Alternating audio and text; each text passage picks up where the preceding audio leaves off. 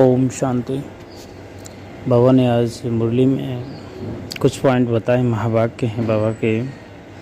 इनमें से हम थोड़ा थोड़ा चुन चुन के उनके अर्थ समझेंगे और हमको अपनी स्थिति को कैसे ऊपर बढ़ाना है उसके बारे में देखते हैं। बाबा कहते हैं, अपनी दिल से पूछो, हम ज्ञान की खुशबू फैलाने वाले खुशबूदार फूल बने हैं, सदा अच्छी खुशबू फैलाते रहो।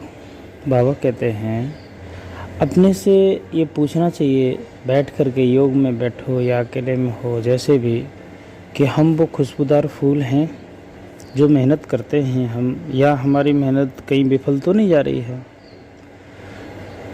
इस तरह से अपने से पूछना अपनी स्थिति को ही आकलन करने की विधि है। अगर हम खुशबूदार फूल बन जाते हैं तो इसका अर्थ है कि हम अपनी स्थिति में बेहतर हैं। अगर नहीं बनते हैं तो बेहतर नहीं हैं। प्रश्न किया, किन बच्चों की अवस्था बहुत मस्त रहती है? गैलप करने का आधार क्या है? तो अवस्था मस्त किसकी रहेगी? जो हमेशा योग में रहेंगे, योग वट्टी करेंगे, जिनका चार्ट अच्छा होगा, जो नित्य मुरली का पाठ करेंगे, मुरली को समझेंगे और फिर उसका मंथन करेंगे, तो वो बच्चे हमेशा मस्त रहते हैं। गैलप करने का आधार क्या है? योग की शिक्षा दे खुशबू फैलाने वाले बच्चे बहुत प्रफुल्लित रहते हैं। गैलप करने का आधार है सच्चे परवाने बनना। बहुत शब्द कहा बाबा ने, परवाने बन जाना। तो परवाने हम तभी बन सकते हैं जब हमारी अटूट श्रद्धा होगी, बाबा में विश्वास होगा। विश्वास आधा इधर आधा उधर है तो नहीं चलने वाला है। महफिल में जल उठी समा, बाबा कहते हैं, ये गीत है कि जैसे पतंगा कुर्बान जाता है, दीपक पर वो कुर्बान हो जाता है, उसी तरह से तुम भी बच्चे क्या मुझ दीपक पर कुर्बान हो? परवाने बने हो या नहीं बने हो? तो हमें परवान चढ़ना चाहिए, क्योंकि बाबा हमको तमोगुणी से सतो प्रधान बनाने आए हैं। इसीलिए बाबा बार बार कहते हैं कि तुमको लाइट हाउस भी बनना है। लाइट हाउस का भी अर्थ यही है, खुशबूदार फूल की तरह, कि खुशबूदार फूल तभी बन सकते हैं जब तुम योग चार्ट साधना में रहते हो, बाबा को याद करते रहते हो, अदरवाइज तो नहीं बन पाओगे। बाबा ने तीसरा पॉइंट जो याद दिलाया है, तुम आत्मा समझो। विशेष तौर पर मुरली में कहा है कि अपने को आत्मा समझ के आत्मा से अगर बात करोगे तो तीर लगता है, अदरवाइज ऐसा नहीं करते हो। तुम खुद को आत्मा समझे हो, सामने वाले को देह समझ लिए, तो भी तीर नहीं लगेगा। आत्मा समझने का अर्थ ही है कि हम अपने को आत्मा समझते हैं तो परमात्मा से कनेक्ट हो जाते हैं। तो इसीलिए हमें दोनों का चेक एंड बैलेंस रखना चाहिए कि आत्मा हमें पढ़ाती है, बाबा भी एक परमात्मा है, और हम आत्माएं पढ़ते हैं, हम शरीर नहीं पढ़ता है, हम आत्माएं ज्ञान लेती हैं और हम इस ज्ञान को दूसरों तक पहुंचाते हैं, तो वो आत्मा को ही ज्ञान पहुंचाने का काम करते हैं। तो बार बार बाबा ने आज कहा है मुरली में कि तुमको आत्माभिमानी बन के रहना है, देह अभिमान में नहीं आना है, देही अभिमानी बनना है, और बाबा को निरंतर याद करते रहना है। सदैव याद नहीं करेंगे तो नंबर बार में पिछड़ जाएंगे। बाप तो है ही सुखदाता, ऐसे नहीं दुख भी बाप ही देते हैं। बाप कभी बच्चों को दुख नहीं देते हैं, बच्चे अपनी उल्टी चलन से दुख पाते हैं। बाप दुख दे नहीं सकते। बाबा कहते हैं कि मैं दुख तुमको क्यों दूंगा? मैं तो तुमको तमो प्रधान से सतो प्रधान बनाया हूँ। और फिर चौथी बात बाबा ने जो कही कि मैं तो गरीब नवाज हूँ। गरीब नवाज इस तरह से कि अगर तुम मुझे या मेरे बच्चों को, आत्माओं को की सेवा में तुम 1 रुपये अपना लगा देते हो तो मैं इसका रिटर्न तुम्हें 1000 गुना देता हूँ। और तुम यहाँ के साहूकार हो और फिर मदद नहीं करते हो तो वहाँ पर तुम गरीब बन जाओगे। इसलिए जो यहाँ पर गरीब भले हो लेकिन सेवा में अपना हाथ बटाता है तो वो साहूकार है।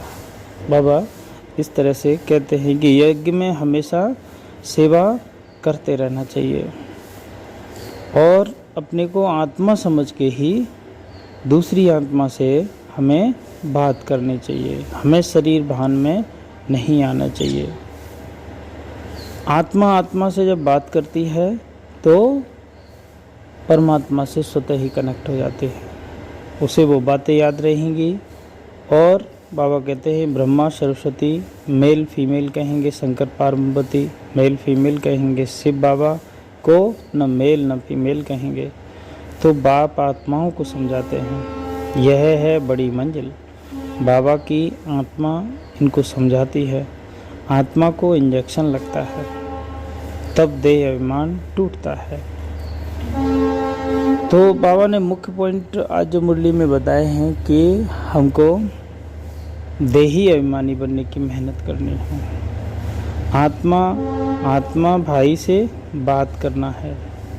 आत्मा बोलती है, आत्मा इन ऑर्गन से सुनती है।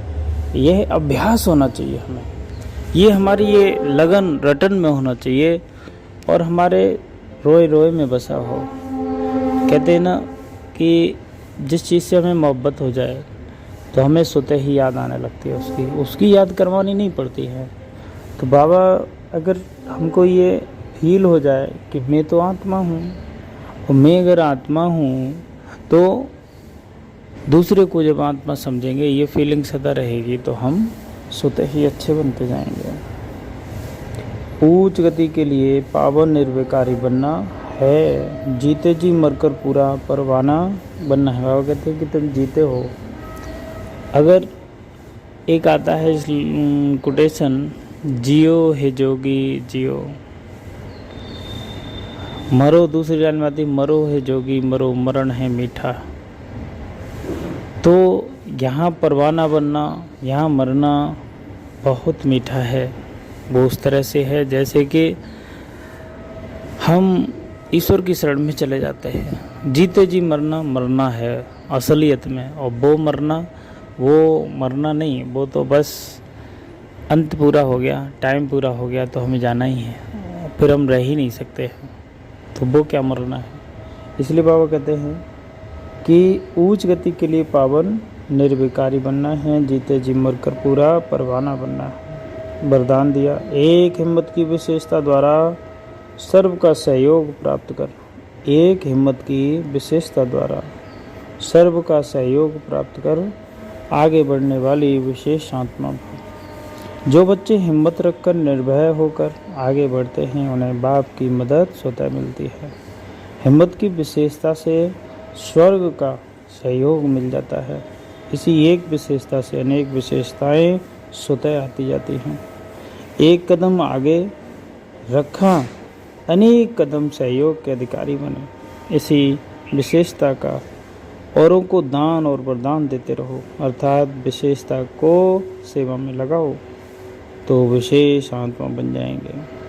स्लोगन है, बुद्धि से इतने हल्के रहो जो बाप अपनी पलकों पर बिठा कर साथ ले जाए। बाबा कहते हैं कि तुमको अपनी बुद्धि से बहुत हल्के रहते हैं। अगर हल्के हो तो बाबा भी तुमको सहज स्थान देगा अपने पास। तो हमको भारी नहीं होना है। भारी गुरुता तभी आएगी जब हम शरीर वाहन में रहेंगे। देही अभिमानी बनकर ही जीना है, देह शरीर नहीं जीना। हम यही सोचते रहें कि मैं आत्मा हूँ, मैं आत्मा से बात करती हूँ, मैं आत्मा खाती हूँ, पढ़ती हूँ, सुनती हूँ। तो जब ये वाहन हमें सदा हो जाएगा तो शरीर हमारा महत्वहीन हो जाएगा। भल इंद्रियों से हम काम करते हैं, सब कुछ है, लेकिन वो उतना विशेष तौर से नहीं रहेगा। तो बाबा ने मुख्य तौर से 4-5 बातें आज बताई हैं कि खुशबूदार फूल बनना है, और खुशबूदार फूल बन गए तो हमारी वो मस्ती की अवस्था है, और हमें गैलप नहीं करना है। गैलप तभी नहीं हो सकता है जब हम परवाने बन जाएंगे, और परवाने बनकर ही जीना है। तीसरा, आत्मा से बात करती है, और फिर हमें बुद्धि से हल्के रह कर के बाबा के पलकों पर रह सकते हैं, हल्के हैं तो। ओम शांति।